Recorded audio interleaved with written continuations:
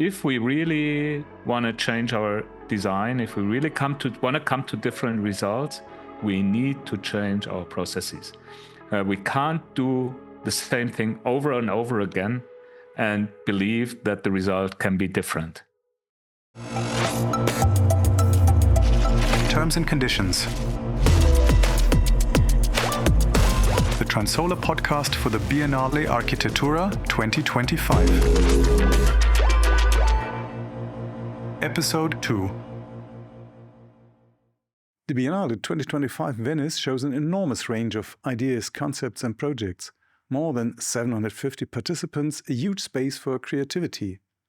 In today's podcast, I want to explore how we can bring these manifold resources together into practice to push forward in times of climate change. My name is Martin Prößler and my guests today are Carlo Ratti, award-winning architect known for his innovative approach to cities and technology. He's the curator of the Architettura Biennale 2025, influencing this year's international discussions on the future of architecture. And Thomas Auer, CEO of Transsolar, the climate engineers and professor at the Technical University of Munich. I'm very happy to have you here today. Hi, Martin. Hello. Hi. Hi, everybody. When the visitors go to the Arsenale at the Biennale, they come to the Transsolar installation just after the entrance. And it's fascinating. This installation makes climate change tangible. Who had the idea? And what was the starting point for creating a time journey from a summer day in Venice today to a summer day in 2100? So it was actually Carlo who called me, which is already probably 1.5 years ago. It's a long time ago. It was over Christmas, and Carlo called me and said, Thomas, I do have this idea of flooding and climate change in the first hall. And I want to create a team with climate engineers, with an artist, and a climate scientist. Are you interested? And it's the entrance hall. And I say, of course, Carlo. I mean, it's a huge privilege. I mean, being asked by the curator if we want to contribute something to the entrance hall of the Biennale, of the Arsenale, is a huge opportunity and a huge privilege. And so I was excited right away. But it's this very simplification when you say, Martin, it's the Transsolar installation. It's a big team. Who was involved? It's not only Transsolar. Yeah, it was a small microcosm of these different disciplines coming together, sometimes also struggling a little bit. I remember a few emergency calls we all had, but then everything in the end works, thanks to, again, I think the power of design. And science. Well, in reality, I see this much more as a collaboration. It emerged from through a lot of discussions. But the key thing, I mean, my input was much more general. My input was probably two things. The first one is that I wanted at the beginning of the Biennale to have, on the one hand, to have climate. I think if you look at intelligence, different types of intelligence can help us in order to adapt to a changing planet, Then look at the climate of Venice in the future was important. And then the second point is, then maybe we talk about it later, but the second point is about population. So those are two variables about when you're designing something today, it has to face in 50 or 100 years, probably different climate and also different population environment. And the second thing for me was important was that, like the whole Biennale, what we do has to be something that brings together different disciplines, different generations and so on. Yes, it's also everybody is... in the first room is making selfie and posting on Instagram and so on because it looks like something you never see. But also it is just a big piece of science and a big piece of interdisciplinary research with engineers, physicists,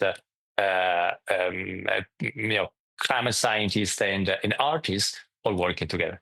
And I would like to know from you, Carlo, how is the reaction now of the people who are at selfies? But if I have this time journey in my mind, we start at, let's say, 35 degree or 32 degree, and we end up with 42 degree. How do the people react? And the second room of the installation is climatized. So how do they respond to that? Look, I think, I think my impression is that, and that's also what you see a lot online and so on, is that people loved it. And so thank you, Thomas, and together with Michelangelo, he also won a lot of prize globally. And there's another component, which is not the main component. Some people, maybe didn't look at it too carefully. There's one component is also that Thomas added, there's an additional layer. So the first layer was, how do we reproduce the climate of Venice in 100 years? The second thing is that there's this important link between cooling and heating. To put cooling on one side, you're producing heat. And so that's one of the key challenges we face when we look at our cities. We cannot air condition our cities. When you cool something, then you're producing out the heat somewhere else. Mm-hmm. I think that was very important for us. Exactly what you just described. I mean, it's a bit of almost like science communication. This whole installation, making it, when you say making it tangible, I heard a lot of people who said like they felt uncomfortable even. Like you enter a dark space and it causes some feelings, and we were really very uncertain if it works out, because I mean, it could have been that people walk in and say, yes, we know there is climate change. Why do we need to be remembered? But we never heard this response from anybody. Everybody is saying like, oh, wow, it's a problem. And it was like funny. We were standing at the entrance into the second hall, and a young girl was coming out of our installation, and she said like, oh, this is so bad. And by saying this is so bad, it's actually a compliment. So it worked. This was the intention, making it bad, because this is climate change. It's not comfortable. And I think what we said is like, it's not only about creating making climate change tangible. It's also, we want to carry a message with it. And the message is, listen, and you recognize it when you get into the second hall and you see the air conditioners cooling the second hall. Say, listen, it's our comfort expectation which is causing this. And like Carlo said, when we air condition, we don't destroy heat. We take the heat from one space and dump it into our cities. And there is a lot of science that shows to what extent our air conditioning is actually contributing to urban heat island effect, making our cities even harder. Singapore, Carlo, Singapore Future Cities Lab, the Koth city research, they study the contribution of air conditioning on urban heat island effect. Various US cities looked into this. And this is what we want to, and it's not only the heat, it's also the noise. So there's emissions. Mm-hmm. I think that is very important, that the people not only feel how climate change will be, or is today, but also that they see there's an effect in the daily practice in building projects with ongoing decisions in projects. That is what I like very much. But yes, we did it. This is not, however, to scare people. Is what we're building today will last 50 or 100 years. Venice is an example of an environment that was not an environment for humans. It was a very harsh environment for humans. The lagoon. It was not an easily inhabitable place. But actually, human ingenuity and different types of intelligence and architecture managed to turn Venice and the lagoon into the marvel we all know today. Mm-hmm. And so somehow, for us, the beginning was just, this terms and condition also means, this is the conditional, and now let's move on. Really, for me, the reason I'm very happy with the work that, Thomas contributed is really what I think a Biennale should be today. In 1895, the Biennale was a place where you take architecture from all over the world. You'll create a beautiful show, like if you were in a big museum, like think about a MoMA show where you put, the architecture from the whole planet. I think that's useless. It wouldn't make, it would be a total waste to do a Biennale like that. I think there's a paradigm shift, and I like this very much, this idea. And there's a lot of openness. I don't know how you put it, but I think the Biennale is, for me at least, much more something like an open question with a lot of impulses. And there's a lot of value in it, because there's such a range of creativity from architects, from data guys, from bio guys, philosophers, engineers, and so on. And I think this creativity is our biggest resource. We need some training in kind of intercultural communication between these disciplines. Carlo, what do you think?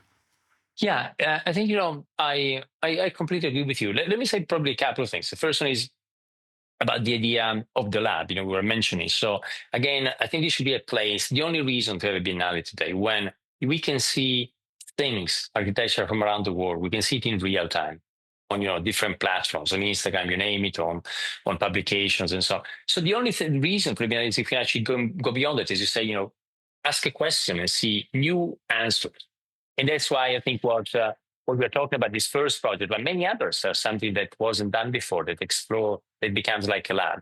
And it's very different. Your lab is very different than a traditional exhibition. A lab needs to allow for experimentation, needs to create new connections.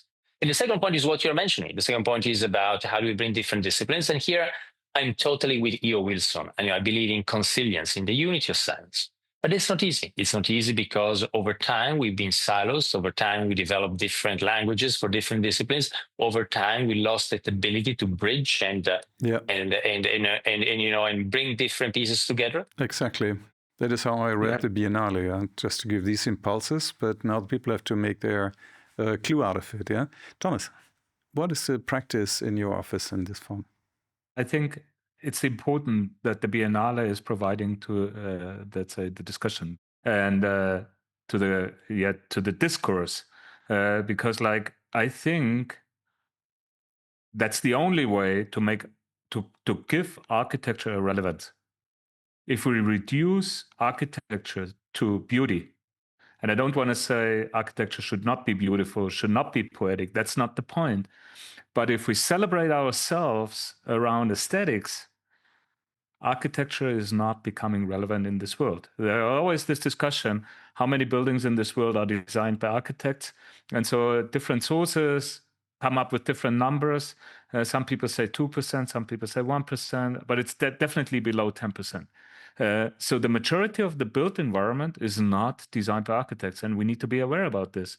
And so if we want to have a relevance, we need to implement this discourse, like the discourse Carlo has now curated within the Biennale, to get out of our bubble, to get out of our own environment, of our realm. Now, the question about processes, if we really want to change our design, if we really want to come to different results, we need to change our processes. We can't do the same thing over and over again and believe that the result can be different. And interdisciplinary, multidisciplinary, bringing in new aspects, new points of view is key in changing the processes. And like you asked me about Transsolar and our experience in daily practice. When we started Transsolar, I was the first intern in the early 90s, 92, 93. I came 93. We had the feeling that we do nothing else than translating between engineers, between mechanical engineers and architects, because they already don't speak the same language. And so we used modeling, we used numbers, like evidence-based design, we call it nowadays sometimes. We used our modeling to translate between those two.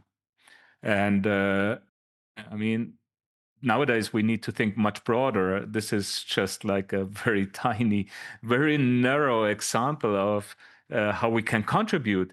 But this is what we need to do. I think the same thing we did in the 90s, we need to have new disciplines in design.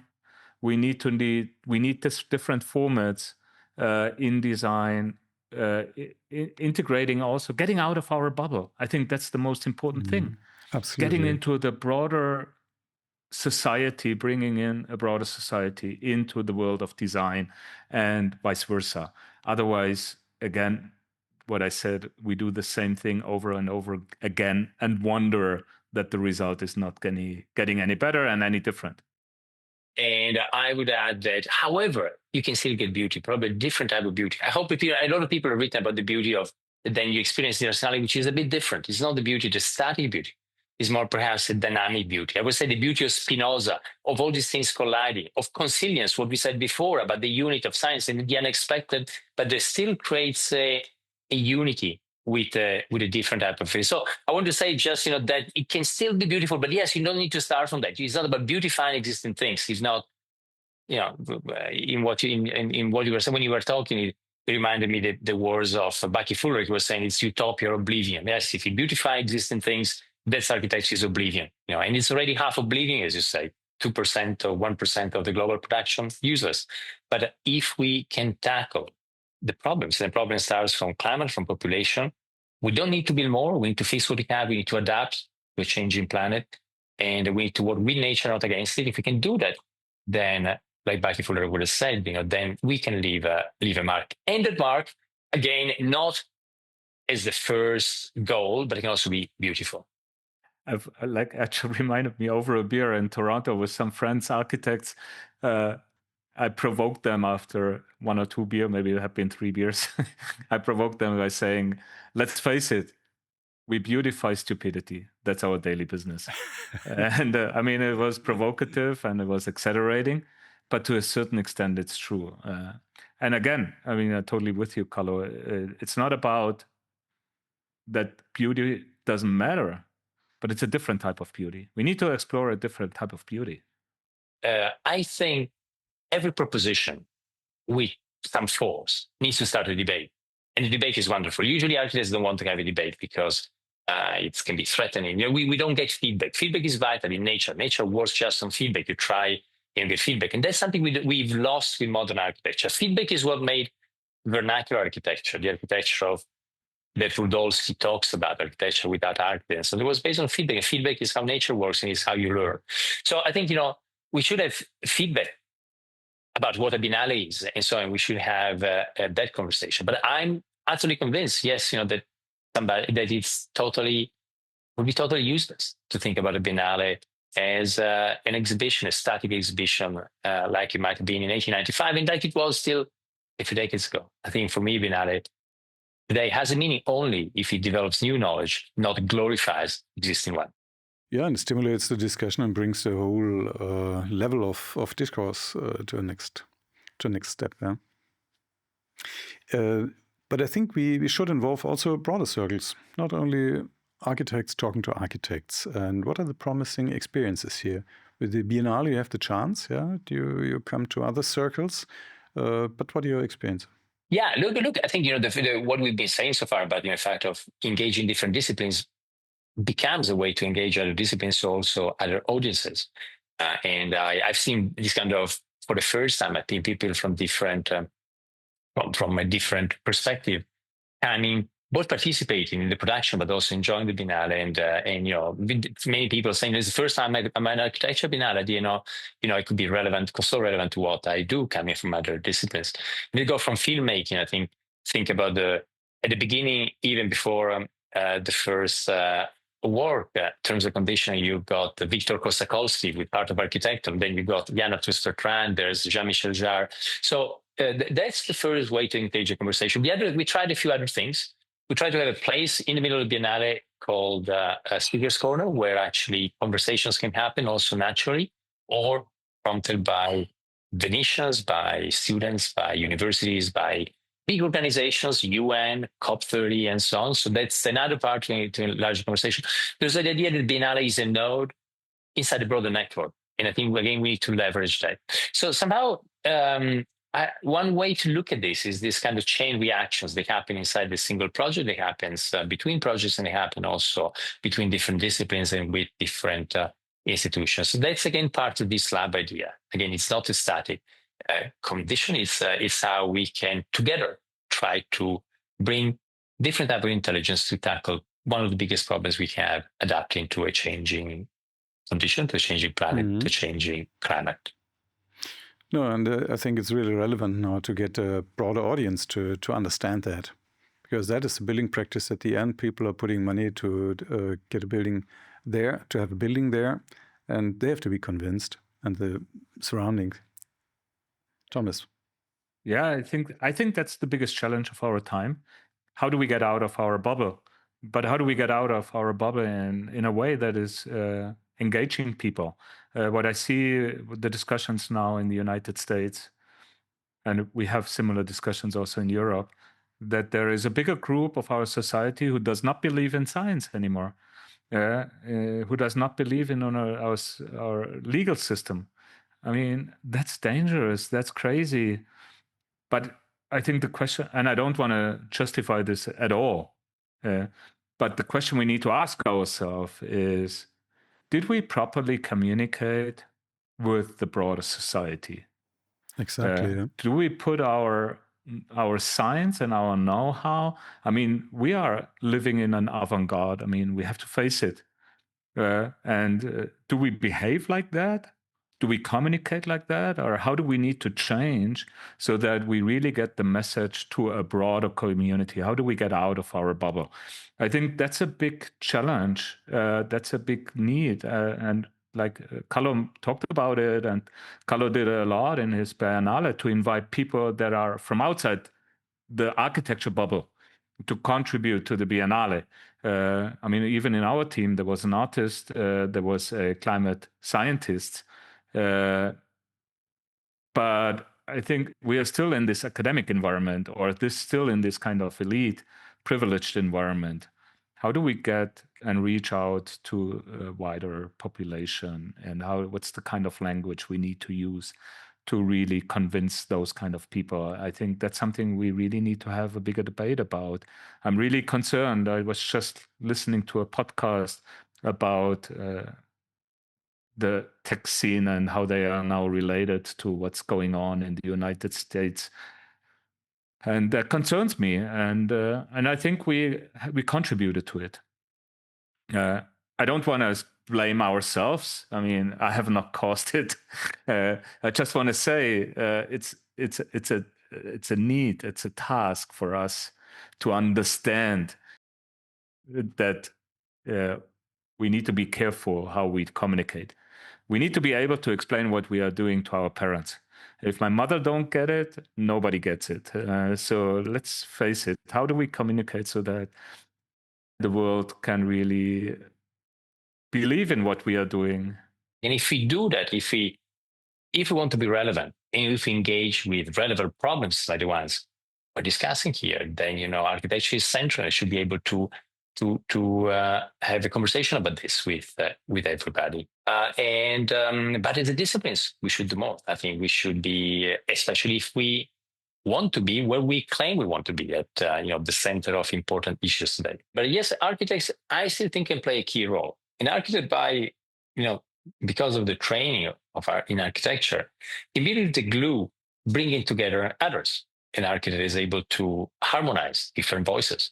And I think so in this thing, we all need to play a role, different disciplines, different type of intelligence, but architects can play a very special role in actually being able to create a chorus to bring everybody together.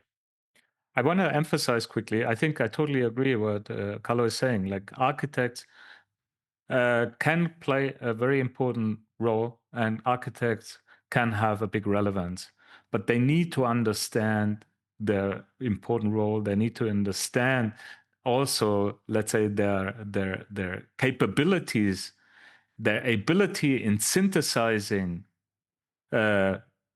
problems, let's say, challenges. Yes. Exactly. Tasks, opportunities.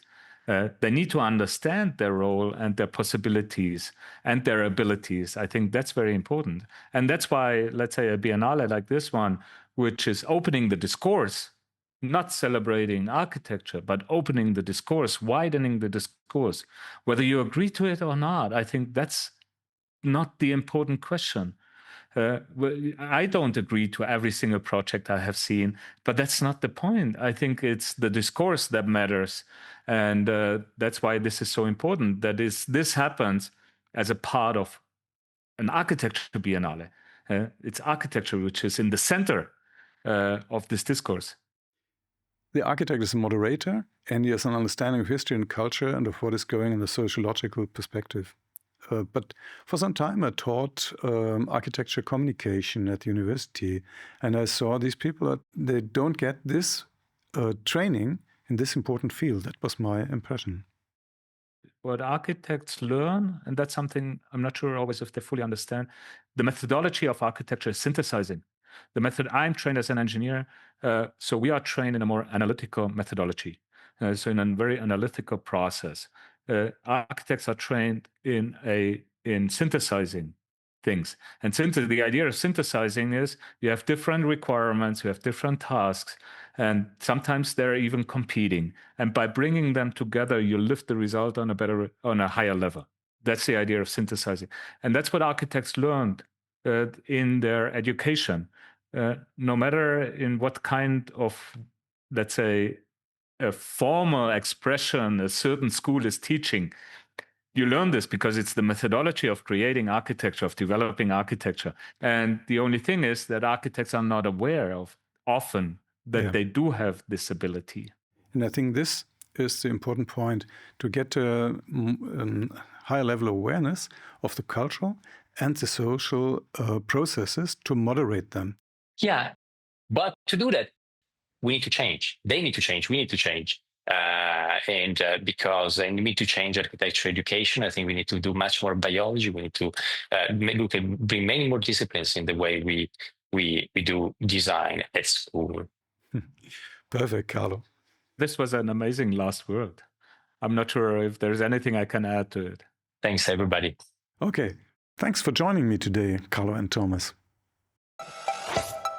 You've been listening to Terms and Conditions, the Transsolar podcast, brought to you by Transsolar Energietechnik and TUM, Chair of Building Technology and Climate Responsive Design. Production by Prössler Studio. In the next episode, Bilge, Kobas, Dehlia, Hannah and Daniel Barber join me to explore the social and cultural impacts of comfort.